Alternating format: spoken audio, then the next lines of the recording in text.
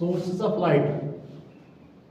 कल तक जो हमने पढ़ा लाइट क्या होता है, नेचर ऑफ लाइट क्या है और प्रिंसिपल ऑफ लाइट क्या होता है। तो वहाँ से हम एक कंसेप्ट पर पहुँच गए थे कि लाइट के अंदर दो नेचर्स है, simultaneous nature, double nature, that we called as particle as well as wave.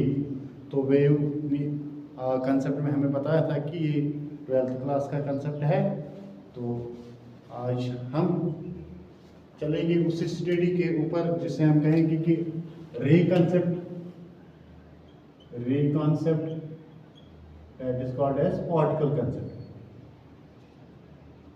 particle or ray concept that goes here as such। तो यहाँ हम पहले बताएंगे कि सोर्स ऑफ लाइट क्या है। सोर्स ऑफ लाइट दो किस्म के सोर्स हैं, that we called as luminous sources and non luminous sources. तो इसमें और दो पॉइंट्स और दो टाइप्स भी है जिसे हम कहेंगे कि point source and extended source. First of all we will discuss luminous sources. Luminous sources means which give their own light, जो अपना लाइट खुद देते, अपना खुद लाइट उनके पास होता है, लाइट उनको अपनी होती है, तो डायरेक्ट वो प्रोड्यूस करते हैं over the universe, over the objects. तो वहाँ से इसका मेन जो आता है सन, कैंडल, फायर फ्लाई, जिस ऑब्जेक्ट के अंदर लाइट अपनी है तो उसको हम कहेंगे ल्यूमिनस सोर्स ऑफ लाइट। तो दूसरा होता है non luminous source, which first get light from any other source and then emits to second side, ठीक। और we can say at the day time it emits light, it absorbs light, and at the night time it emits out। just we called it as example of moon।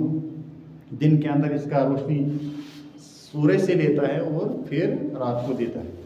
और जो हम solar pallets लगाते हैं, solar lights लगाते हैं, दिन में absorb करते हैं लाइट और शाम को ये इमिट करते हैं।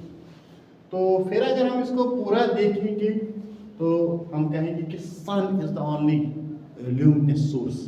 बाकी सब सोर्स से हम कहेंगे कि ये नॉन ल्यूमिनस है। तो फिर हम इसमें इधर फिर कहते हैं कैंडल या इलेक्ट्रिक बल्ब, इसके साथ हम जोड़ेंगे तो वो हो सकता है कि that we also called as luminous sources. जो घर में बल्ब होता है उधर से पावर आ गया, हमें लगता है कि ल्यूमिनस हो रहा है, अपना लाइट देता है। अदरवाइज अगर हम इसको पूरा गौर से देखेंगे तो ये ल्यूमिनस नहीं है। ल्यूमिनस सिर्फ इसमें अभी तक बताया गया कि स्टार्स, सन, ठीक।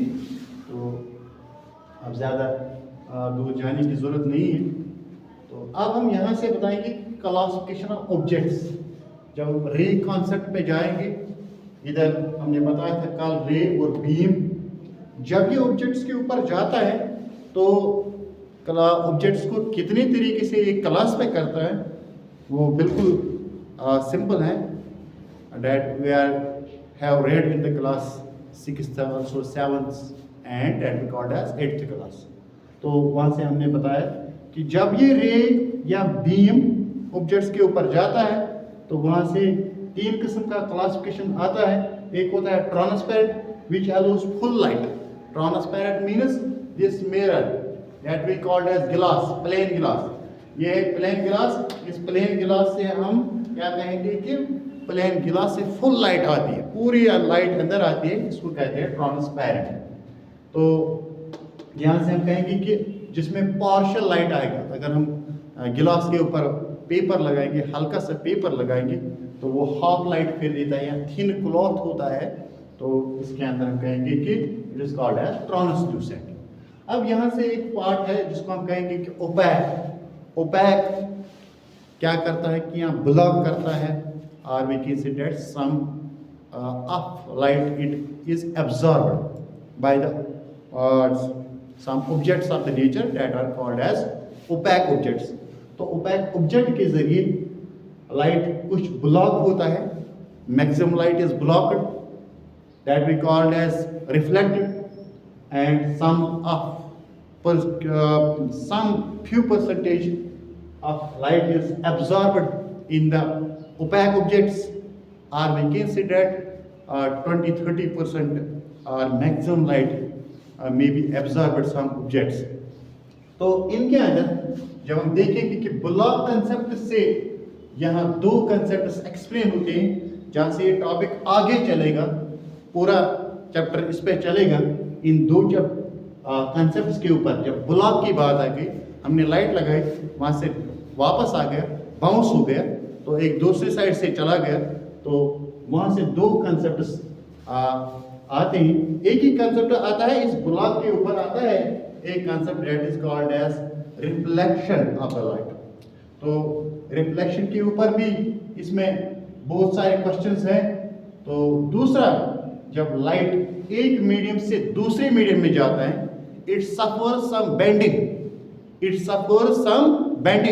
The phenomenon is called as refraction.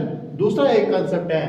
तो जब हम कहेंगे कि बीम फिर हम इस्तेमाल नहीं करते हैं, क्योंकि for the clear understanding we are using the ray, so it is also called as ray concept. तो जब भी ये लाइट ऑब्जेक्ट्स के ऊपर पड़ता है तो कहीं से ब्लॉक होती है, बाउंस होता है, that time it explains the reflection and sometime it passes through but change of direction, that is another phenomenon that is called as refraction. The whole chapter goes on these two concepts, and tomorrow we will start what is reflection and their types. The first topic goes tomorrow. Okay.